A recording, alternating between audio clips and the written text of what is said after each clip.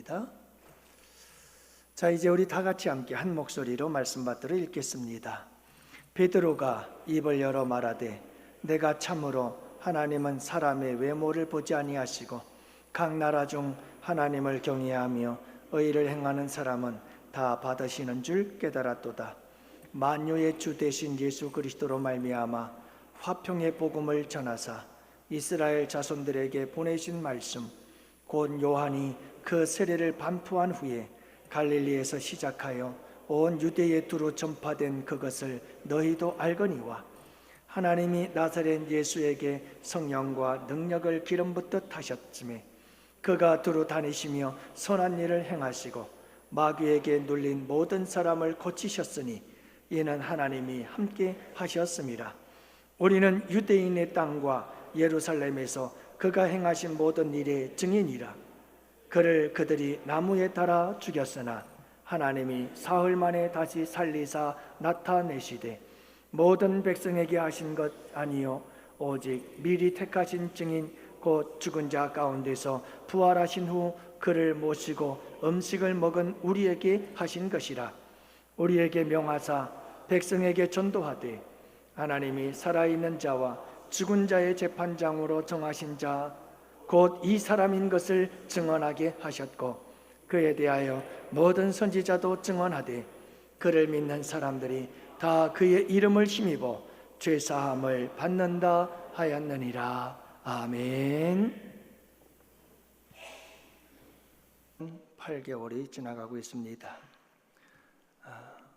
월스트리트 저널에 의하면 우크라이나 사망자가 8만 명, 그리고 부상자가 40만 명에 이른다고 얘기를 하고요. 서방의 정보기관 추산에 의하면 러시아군은 사망자가 최대 20만 명, 그리고 부상자가 40만 명에 이른다.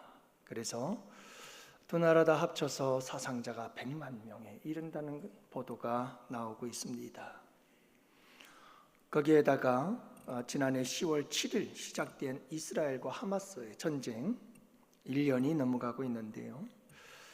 이 전쟁은 그치는 게 아니라 중동의 전쟁으로 더 확산되어져 가는 그런 양상을 띠고 있습니다. 전 세계는 제5차 중동 전쟁이 일어나지는 않을까 촉각을 세우고 있습니다. 여러분, 세계적인 역사학자 월 두런트는 그의 방대한 저서인 문명 이야기라고 하는 책에서 인류의 역사가 기록된 그 기간이 3421년인데 인류의 역사가 기록된 이 3421년 동안에 전쟁이 없었던 해는 268년밖에 없었다.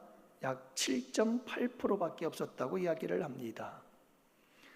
미래학자 엘빈 토플러는 1945년부터 1990년까지 취합을 해서 총 2340주인데 그중에 지구촌에 지구가 없었던 시기는 단 3주뿐이었다고 이야기를 합니다. 사실상 인류는 전쟁과 함께 왔다는 것을 알 수가 있습니다. 사랑하는 성도 여러분, 우리 예수 믿는 사람들은, 우리 기독교인들은 이 전쟁을 어떤 관점에서 바라봐야 될까요? 여호와의 증인들은 군대를 안 가죠. 군인이 되어서 전쟁에 참가하지 않겠다는 겁니다. 근데 우리는 어떻게 해야 될까요? 여러분, 이것은 우리 기독교의 어떤 전쟁에 대한 윤리관으로서 굉장히 중요한 의미들을 가지고 있습니다. 그래서 어거스틴이나 아퀴나스 이분들의 주장을 보면 가나안 땅을 정복하고 구약시대에는 전쟁의 이야기인데 그 전쟁을 거룩한 전쟁이라고 이야기를 합니다. 이 거룩한 전쟁이라는 구약의 개념을 좀 더 체계화시켜서 새로운 개념을 전쟁을 이야기를 하는데 그 전쟁을 의로운 전쟁이라고 하는 새로운 개념을 만들어내지요. 그리고 이 의로운 전쟁은 몇 가지 반드시 전제가 되어야 될 것을 이야기를 합니다. 그리고 나서 시대가 흘러 종교개혁자인 마틴 루터는 이 전쟁은 불가피한 것이지만 반드시 이 전쟁을 치룰 때에는 전제 조건이 있다고 이야기를 하는데요, 앞에서 얘기했던 어거스틴이 주장한 것과 거의 비슷합니다. 이것이 우리 기독교의 전쟁에 대한 아주 중요한 윤리관이 될 수 있기 때문에 여러분들은 잘 들으시면 도움이 되리라 생각합니다. 첫째, 정당한 전쟁이 되기 위해서 반드시 전제가 되어야 될 조건은 정당한 목적이 있어야 한다는 건데, 그 정당한 목적이란 정의를 수호하고 평화를 회복하기 위한 것이어야 한다. 둘째, 정당한 주체가 전쟁을 수행해야 한다. 개인이 아닌 국가를 위임받은, 통치권을 위임받은 국가가 전쟁을 수행해야 한다는 것을 얘기를 합니다. 세 번째는 전쟁은 최후의 수단이어야 한다. 평화를 위한 모든 노력을 기울인 다음 마지막으로 선택할 수 있는 수단이 전쟁이라고 말합니다. 그리고 네 번째, 전쟁이 일단 시작이 되면 그리스도적 사랑으로 수행해야 된다. 그러므로 전쟁 중에는 불필요한 폭력, 약탈, 학살, 방화, 잔혹 행위는 절대로 금지되어야 한다고 말합니다. 다섯 번째는 여러분, 전쟁에 있어서 성공 가능성이 분명해야만 그 전쟁은 정당성이 있다고 얘기를 합니다. 다시 말하면 여러분, 성공적으로 정의를 수호하고 그리고 화평을 이루기 위해서 여러분, 이런 목적을 가지고 수행하는 전쟁이랄지라도 승리하고 그 목적을 성취할 수 있는 충분한 가능성을 갖고 전쟁을 해야지, 이길 수 있는 가능성도 없이 전쟁을 일으켜서는 안 된다는 것을 말씀하고 있죠.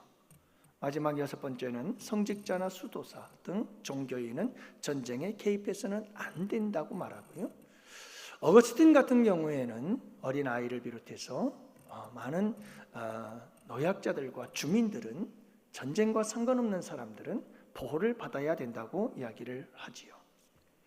하지만 여러분, 인류의 전쟁 속에서 이와 같은 전제 조건들이 지켜진 전쟁이 있을까요? 십자군 전쟁이라고 하는 것 전쟁조차도 여러분, 이와 같은 전제 조건들 지켜내지 못한 것을 우리는 잘 알고 있습니다. 그리고 현대의 전쟁이라고 하는 것은 또 다른 양상을 가지고 있기 때문에 이런 전제 조건이 거의 의미가 없죠. 왜요? 핵무기를 보세요. 현대 전쟁은 핵무기, 생화학 무기, 그리고 대량 살상 무기들, 거기에다가 여러분, 테러라고 하는 전쟁의 또 다른 새로운 모습들이 드러나면서 이런 전제 조건들은 사실은 의미가 없다라고 볼 수도 있겠죠. 그렇다고 해서 여러분, 우리가 전쟁, 이 소문이 늘어나고 있는 이 세상 속에서 우리가 아무것도 할 수 없는 것은 아니라고 생각합니다. 미국의 조그마한 마을 린치버그에 한국 전쟁에 참여했던 사람들의 이름을 새긴 기념탑이 세워져 있다고 합니다. 그 중앙에는 헨리 포드가 이야기했던 유명한 명언을 기록하고 있는데 이렇습니다. 이제 나는 알았습니다. 전쟁은 전쟁으로 끝낼 수 없다는 것을. 여러분, 전쟁은 전쟁으로 끝나지 않습니다. 끝낼 수 없습니다. 인류의 역사를 보면 절대로 전쟁은 전쟁으로 끝나지 않습니다. 전쟁은 또 다른 전쟁을 낳게 되어 있습니다. 여러분, 그렇다면 과연 인간들은 인간의 힘으로, 지혜로, 인간의 능력으로, 인간의 노력으로 전쟁이 멈춰질 수 있게 할 수 있을까? 아니라면, 그렇다면 여러분, 하나님은 어떤 방법을 갖고 계실까요? 당신의 형상대로 지은 인간들이 서로 피비린내 나는 이 전쟁을 행하고 있는 이 참혹한 현실을 바라보면서 하나님의 마음은 얼마나 아플까요?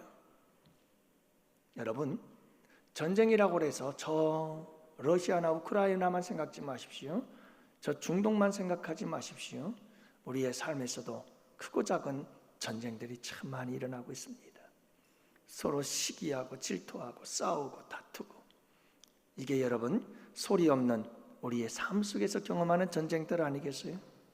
얼마나 우리 주님의 마음이 아플까요? 그리고 여러분, 과연 이런 인류의 역사 속에 끊임이 없었던 전쟁의 역사, 이 전쟁을 멈추고 서로 화평한 삶을 살아갈 수 있게 하실 하나님의 방법은 없는 걸까요? 하나님의 계획은 없는 걸까요? 가지고 있다면 그건 무엇일까요? 인류의 이 전쟁을 멈추고 평화를 이루도록 하시기 위한 하나님의 계획은 무엇일까요? 하나님의 방법은 무엇일까요? 오늘 저는 여러분들과 함께 이 말씀을 가지고 함께 은혜를 나누려고 합니다. 오늘 본문의 배경은 이렇습니다. 고넬료라고 하는 이탈리아에 100명의 부하를 거느린 군대 장교가 있었습니다. 하나님을 잘 섬겼어요. 그가 어느 날 기도를 하는데 너 빨리 사람들을 보내라. 베드로에게 사람을 보내라고 얘기를 합니다. 사람을 보내죠. 자, 그때 베드로는 기도하고 있었습니다. 이틀 후 베드로가 기도하고 있을 때였습니다. 기도하고 있는데 하나님께서 한 환상을 주시는데 하늘에서 보자기가 내려오는데 그 보자기에는 율법에서 먹지 말라 한 더러운 짐승들이 가득 차 있었습니다. 그리고 주님께서 말씀하십니다. 베드로야, 이 짐승들을 잡아 먹으라는 겁니다. 그래서 베드로는 외칩니다. 하나님, 이 속되고 더러운 걸 어떻게 먹습니까? 못 먹습니다. 그러자 하나님께서 말씀하십니다. 내가 깨끗이 한 것을 내가 왜 속되다고 하느냐? 잡아 먹으라. 이 환상 속에 도대체 이게 무슨 얘기지? 라고 생각하고 있는 그 순간 이틀을 길을 지나서 고넬료가 보낸 사람들이 베드로에게 도착을 했습니다. 그리고 베드로를 만나죠. 성령께서는 그 사람들을 의심하지 말고 그들과 함께 따라가라고 합니다. 따라갑니다. 그래서 고넬료를 만납니다. 여러분, 고넬료와 만나서 서로 이야기를 합니다. 어떻게 만나게 됐는지, 이 만남의 역사가 어떻게 일어났는지. 내가 기도할 때 사자를 보내라. 그래서 보냈다. 내가 기도할 때 이런 환상을 보았다. 그리고 바로 그때 당신이 보낸 사람들을 내가 만났다. 그리고 여기에 와서 당신을 만났다. 이 만남은 하나님께서 주신 만남이다 라고 하는 이야기입니다. 그래서 오늘 본문의 이야기는 유대인과 이방인이 만나는 이 아름다운 만남의 역사를 이룬 사건, 그 사건을 통해서 베드로가 고백합니다. 내가 이 놀라운 사건을 통해서 한 가지 사실을 깨달았다 라고 고백을 하는 것이 오늘 본문의 말씀인 것입니다. 사랑하는 성도 여러분, 베드로가 깨달은 것이 무엇일까요? 베드로가 깨달은 것은 평화의 복음, 화평의 복음에 대해서 깨달은 겁니다. 유대인과 이방인, 서로 원수와 같았고 서로 적대적이며 서로 경멸했던 이 두 사람이 함께 만나게 만든 것은 화평의 복음이다.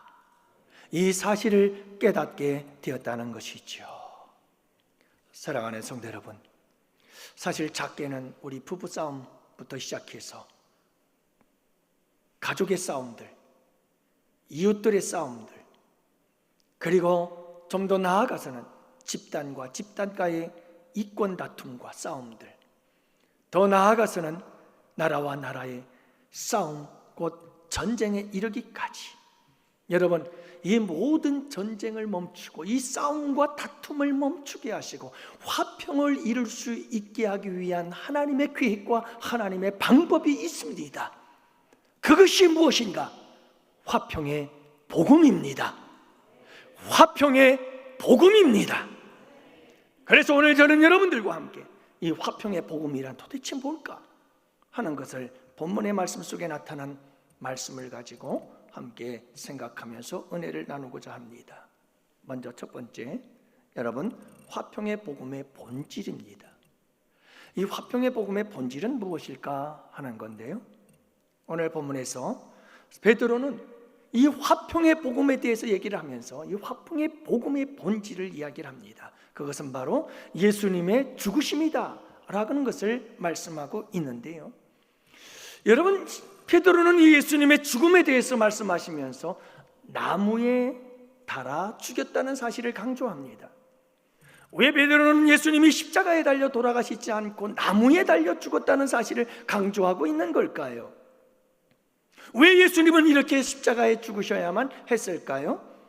그것은 예수님께서 우리의 죄의 문제를 해결하기 위하여 우리가 담당해야 될 죄의 저주와 형벌을 대신 담당한 사건인 줄로 믿습니다. 우리의 모든 죄를 대신, 그 죄를 지으면 반드시 죄에 대한 대가와 저주와 벌을 받아야 되는데 그 죄의 대가를 우리 예수님께서 대신 친히 담당하시기 위해 나무에 달려 죽은 줄로 믿습니다. 그래서 여러분 39절 말씀해 보면 그들이 나무에 달아 죽였다 라고 하는 말씀을 하는데요, 이 말씀은 신명기 21장 21절 율법에 기록된 말씀입니다. 다 같이 함께 보십니다. 나무에 달린 자는 하나님께 저주를 받았음이니라. 나무에 달린 자는 저주를 받은 거예요. 자, 여러분, 이 성경을 신약은 이렇게 해석을 합니다. 갈라디아서 3장 13절 말씀 다 같이 함께 보십니다. 그리스도께서 우리를 위하여 저주를 받은 바 되사 율법의 저주에서 우리를 속량하셨으니 기록된 바 나무에 달린 자마다 저주 아래에 있는 자라 하였습니다. 할렐루야. 여러분, 우리 예수님께서 십자가가 나무에 달려 돌아가셨다는 사실을 베드로가 강조하는 이유는 우리의 죄의 문제를 해결하시기 위하여 우리가 받아야 할 저주를 예수님께서 대신 받으시고 율법과 모든 죄로부터 우리를 자유케 하시고 구원하신 줄 믿습니다. 그러면 여러분, 예수님께서 왜 십자가에 달려 돌아가셨는가 하는 이 화평의 복음의 본질, 죽음의 본질, 이것은 화목해 하기 위해서라는 사실입니다. 여러분이 죄라고 하는 것은 모든 것을 파괴합니다. 이 죄라고 하는 것은 모든 관계를 깨뜨려 버리고 맙니다. 그래서 아담과 하와를 지으시고 죄가 들어오자마자 인간의 관계들은 깨어지기 시작합니다. 하나님과의 관계가 깨어지기 시작합니다. 인간과 자연과의 관계가 깨어지기 시작합니다. 심지어 나와 나 자신과의 관계가 깨어지기 시작합니다. 여러분, 죄가 있는 곳마다 모든 화평이 깨어지게 되어지는 겁니다. 그리고 그곳엔 다툼이 들어오게 됩니다. 그곳엔 싸움이 있게 됩니다. 그곳엔 분쟁이 있게 됩니다. 그리고 그곳엔 반드시 전쟁이 일어나게 되고 말았던 겁니다. 그래서 우리 하나님께서 이 세상에 화평의 복음을 보내주셨습니다. 예수님을 보내주셨습니다. 십자가로 그 죄의 문제를 해결해 주신 것입니다. 그리고 화평의 역사를 이루어 주신 줄 믿습니다. 이게 화평의 복음의 본질인 거예요. 예수 그리스도의 죽음, 또 하나의 본질은 부활입니다. 우리 예수님께서 살아나셨습니다.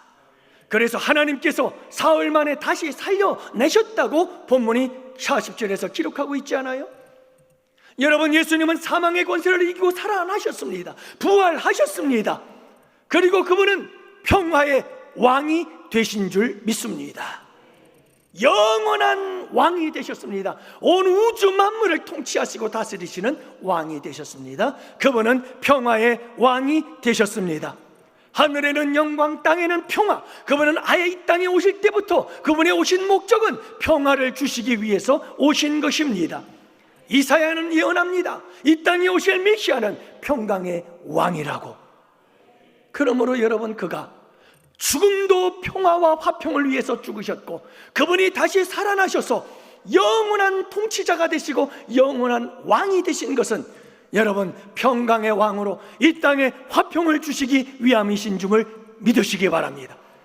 화평한 하나님과 화평을 이루고 인간과 인간과의 화평을 이루고 하나님 인간과 자연과의 화평을 이루고 내가 나에 대해서 불만이 많지만 내가 나와 함께 화평을 이루도록 하기 위하여 우리 주님께서 이 땅에 오셔서 십자가에 죽으시고 지금도 살아계셔서 이 화평의 역사를 이루고 계시는 분이 우리의 왕 예수 그리스도이신 줄 믿으시기를 바랍니다. 이게 십자가, 부활, 이것이 여러분 화평의 복음의 본질이에요. 본질, 가장 핵심이 되는 본질이에요.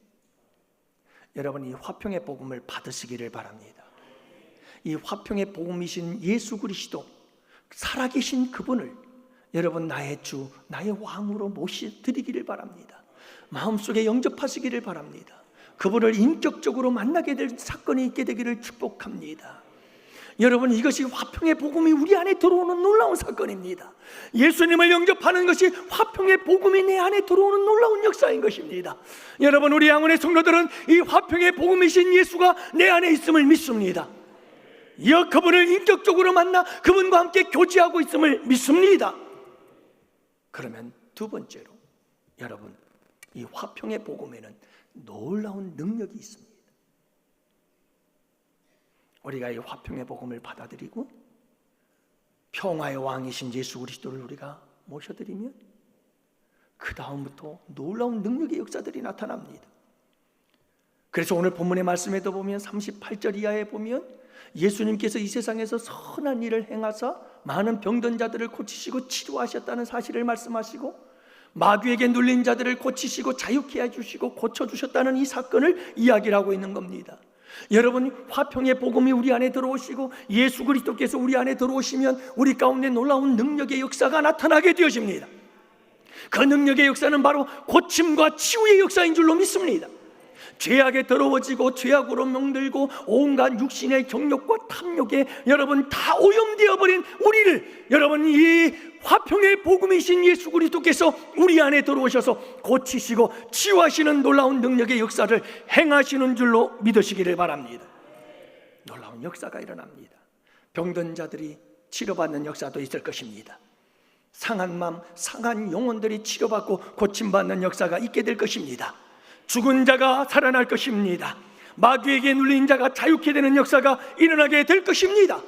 그러나 여러분 화평의 복음이신 예수님께서 우리 안에 들어오셨을 때, 우리의 삶 속에 들어오셔서 주가 되고 왕이 되셨을 때 그때 나타날 능력 중의 능력은 오늘 본문 말씀이 강조하는 말은 무엇입니까? 그것은 바로 모든 우리의 적대적인 관계가 화평의 관계로 되어진다는 사실을 강조하고 있음을 믿으시기를 바랍니다. 제가 배경을 장장 이야기를 한 이유가 뭡니까? 장황하게 이야기한 이유는 바로 이것 때문입니다. 여러분 오늘 본문의 강조점은 무엇입니까? 유대인과 이방인 서로 적대적이고 서로 격렬했던 이 두 사람이 함께 화평의 복음 안에서 만나는 역사가 일어나게 되어졌다는 것입니다. 하나가 되는 역사가 일어났다는 것입니다. 여러분 이것이 능력입니다. 화평의 복음의 능력인 것입니다. 여러분 화평의 복음이신 예수 그리스도를 영접한 자들에게는 이렇게 화평, 평화를 사랑하는 마음이 불일듯 일어나게 되는 줄을 믿으시기 바랍니다. 전에는 적대적이었고 전에는 격렬했고 적대적에는 시기하고 미워하고 질투하며 싸움과 다툼을 가지고 있었던 우리의 삶이었지만 예수, 화평의 복음 예수가 우리 안에 들어오시면 그분께서 역사하기 시작합니다. 능력이 나타나기 시작합니다. 여러분 이 모든 것들을 치료하시고 우리를 새롭게 하시면서 미움, 다툼, 시기, 질투 다 떠나가게 되어지고 모든 사람들과 더불어 화평하고자 하는 거룩한 열망이 생겨나게 되는 줄 믿습니다. 이것이 화평의 복음의 능력인 것입니다. 사랑하는 양원의 성도 여러분, 우리 양원교회 성도들에게 이 화평의 복음의 능력이 나타나게 되기를 축복합니다. 그래서 모든 막힌 담을 다 헐고 모든 사람들과 더불어 피스메이커가 되어서 화평을 만들어가는 자들이 되어지는 거죠. 이게 바로 화평의 복음을 받아들인 자들, 화평의 복음이신 예수 그리스도가 내 안에 있는 자들은 이 화평에 대한 간절한 열망과 사모함과 그리고 이 화평을 이루고자 하는 끊임없는 도전의 역사가 삶 속에서 일어나게 될 줄 믿습니다. 그리할 때 우리 복음의 화평의 복음이신 예수님에게 하나님께서 성령과 능력을 기름부터 대주셨다고 하신 것처럼 여러분 우리가 이 화평의 사람이 되어 화평에 불타오르고 사모하고 갈망하게 되어질 때 하나님께서 우리에게도 여러분 예수님에게 부어주셨던 이 성령과 능력을 기름부터 대주셔서 화평의 역사를 이루게 해 주실 줄 믿습니다. 마지막 세 번째는 이것입니다. 여러분, 화평의 본질이신 예수 그리스도의 죽음과 그 부활의 사건을 믿고 예수님을 영접할 때 내 삶 속에서 이 화평의 복음의 능력의 역사들이 나타나 적대적인 모든 마음들은 다 깨부시고 예수 십자가의 보혈로 깨끗이 씻어내시고 우리의 마음속에 거룩한 갈망이, 영적 갈망이 생겨나는데 모든 사람들과 더불어 화평을 이루고자 하는 거룩한 갈망이 생겨나는 놀라운 능력의 역사들이 나타나게 될 줄 믿어요. 그 다음 마지막 세 번째는 여러분, 이 화평의 복음의 확장성입니다. 우리 안에서 역사하는 이 화평의 복음은 생명이 있습니다.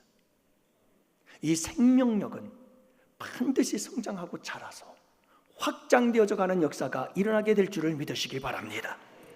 그래서 오늘 본문 말씀 속에 베드로는 유대인들에게만 이 예수 그리스도의 복음이 적용되는 줄 알았습니다. 하나님의 백성들, 예수 그리스도를 반드시 이스라엘 백성들, 유대 백성들만 그들의 예수인 줄 알았습니다. 하지만 여러분, 오늘 이 본문의 사건을 통해서 여러분, 화평의 복음이신 예수는 유대를 넘어 예루살렘을 넘어 사마리아와 땅끝까지 확장되어지고 전파되어져야 된다라고 하는 이 사실을 고넬료를 만나는 이 사건을 통해서 깨닫게 된 줄 믿으시기 바랍니다. 고넬료에게 복음을 전하자 가족들이 다 예수 믿고 거기서 세례를 받고 그렇게 해서 이방인들이 주께로 돌아오는 이 사건 베드로는 아하, 모든 열방이 예수 그리스도 화평의 복음을 들어야 한다 하는 사실을 깨달은 줄로 믿습니다. 그래서 여러분 42절에도 하나님께서 우리에게 전도하게 하셨다는 말씀을 하지 않습니까? 이 화평의 복음을 전하라고 사명을 주신 줄로 믿습니다. 그래서 여러분, 우리 성도들이 하나님 이 주신 이 아름다운 화평의 복음을 전파하는 일이 우리 교회와 온 성도들의 거룩한 사명인 줄을 믿으시기 바랍니다. 여러분, 이 화평의 복음을 전하는 것이 이 세상의 모든 전쟁과 다툼과 싸움을 종식시키고 화평을 이루도록 하시기 위한 하나님의 계획이요 하나님의 방법인 줄을 믿으시기 바랍니다. 그러므로 여러분, 우리가 이 화평의 복음을 전하면 전할수록 이 땅에 화평이 임하게 될 줄 믿으시기 바라요.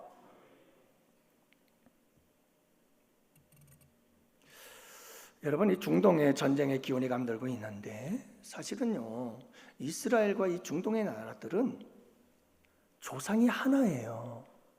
아브라함의 조상들이에요. 자, 그런데 여러분, 이스라엘에도 하나님이 없어요. 하나님이 없어요. 기자 한 분이 일부 예배 때 예배드리고 가시면서 그런 얘기를 하는 거예요. 그 신명기 말씀을 읽는데 목사님, 제 마음속에 언뜻 그런 생각이 들더라는 거예요. 여러분, 죄 이방인들에 대해서 다 죽이라고, 이런 율법의 말씀 때문에 아직도 이스라엘이 저렇게 전쟁을 치르고 있지 않는가 하는 생각이 들더라는 거죠. 여러분, 그들에게는 아직도 화평의 복음이 없어요. 이스라엘은 구약의 율법만이 있을 뿐이에요. 그리고 여러분, 이스라엘과 싸우는 하마스, 헤즈볼라, 그리고 모든 중동의 나라들, 시리아, 레바논, 이란, 다 여러분 그들이 믿는 마호멧, 이슬람, 알라는 그게 진정한 예수가 없어요. 거기도 화평의 복음이 없는 거예요. 화평의 복음의 벌모지예요. 그것에 복음을 전해야 되는 거예요. 화평의 복음이 들어가야 되는 거예요. 우크라이나를 보세요. 정교회가 67%, 가톨릭이 12%, 개신교 2.5%. 정교회라고 하는 것은 캐톨릭이 동방교회, 서방교회로 갈라지면서 나누어지는 건데요, 캐톨릭에서 갈라진 거예요. 그러니까 보시면, 그러면서 캐톨릭보다 더 멀어졌어요. 우리 개신교 입장에서 보면 하나님 예수 그리스도로부터 캐톨릭보다 더 멀어진 거예요. 그게 정교회예요. 근데 여러분, 러시아의 종교는 대부분이 정교회인데 이 정교회는요, 정치와 함께 막 짝짝꿍이 되어져 있어요.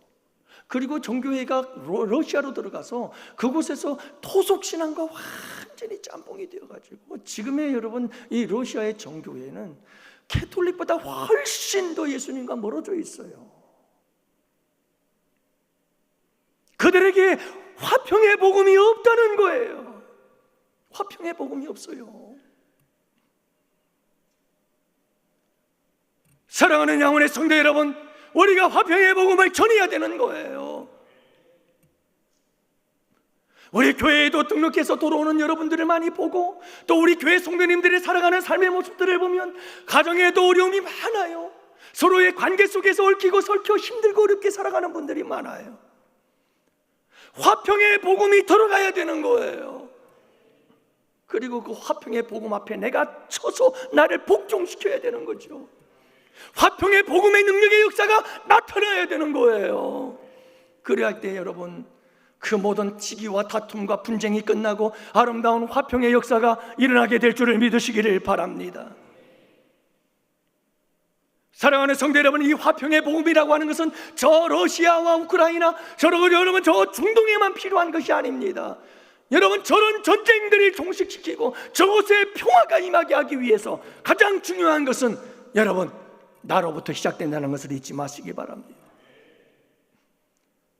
화평의 복음을 내가 받아들이고 그 화평의 복음이 내 안에서 능력으로 역사하고, 그래서 여러분 거룩한 화평의 갈망이 우리 안에 불일듯 일어나는 역사가 일어나게 될 때, 그때 여러분 비로소 내가 화평을 이루게 되어지고, 우리 가족이 화평을 이루게 되어지고, 우리 교회가 화평을 이루게 되어지고, 한국교회가 화평의 역사를 이루고, 그 화평의 역사는 이 한반도의 화평의 역사, 평화 통일의 역사를 이루고 나아가서 전 세계의 모든 전쟁과 다툼을 종식시키며 화평의 능력의 역사를 나타낼 줄로 믿습니다. 여러분, 이 화평의 역사는, 이 화평의 복음의 역사는 멀리서부터 시작되는 게 아니라 바로 나로부터, 우리 교회로부터 시작된다는 사실을 잊지 마시기를 바랍니다. 그러므로 사랑하는 성도 여러분, 오늘 이 말씀을 꼭 기억하시기를 바랍니다. 전쟁의 소문도 늘어나고 있는, 전쟁의 소문이 이곳저곳에서 터져나오고 있는 이때에 우리가 한번 이 화평의 복음에 대해서 생각해 본 겁니다. 사랑하는 성도 여러분, 우리의 삶 속에서부터 작은 화평을 하나하나 이룰 때 여러분, 이 세상은 화평의 나라로 바뀌어지는 역사들이 일어나게 될 것입니다. 또 한 가지는 화평의 복음을 전해야 합니다. 화평의 복음을 전해야 합니다. 이 화평의 복음이 가는 곳마다 여러분, 모든 다툼과 전쟁은 끝나고 화평의 역사를 이루는 놀라운 역사가 일어나기를 축복합니다. 하나님께서 이 전쟁으로 혼란스러운 이 지구촌, 이곳에 평화를 주시기 위한 하나님의 방법, 하나님의 계획은 바로 화평의 복음이신 예수 그리스도십니다. 여러분, 이 화평의 복음 안에서 모든 화평을 누리며 천국의 삶을 살아가고 복된 삶을 살아가는 양원의 성도들 되시기를 축복해요. 화평의 복음이 나를 이렇게 아름답게 만들었고 내 인생을 행복하게 만들어 놓으라고 열방을 향하여 복음을 전하고 화평의 복음을 선포하는 우리 성도들과 양원교회가 될 수 있기를 주님의 이름으로 축복합니다. 기도합시다.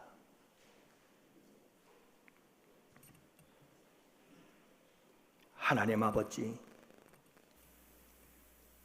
전 세계 이것저것 전쟁의 소문 늘어나고 있는데 이와 같은 때 화평의 복음을 생각하게 하심에 감사합니다. 아버지, 이 전쟁의 소식이, 전쟁의 소문이 늘어나는 것 결코 우리 믿는 사람들과 무관하지 아니하고 이것은 우리의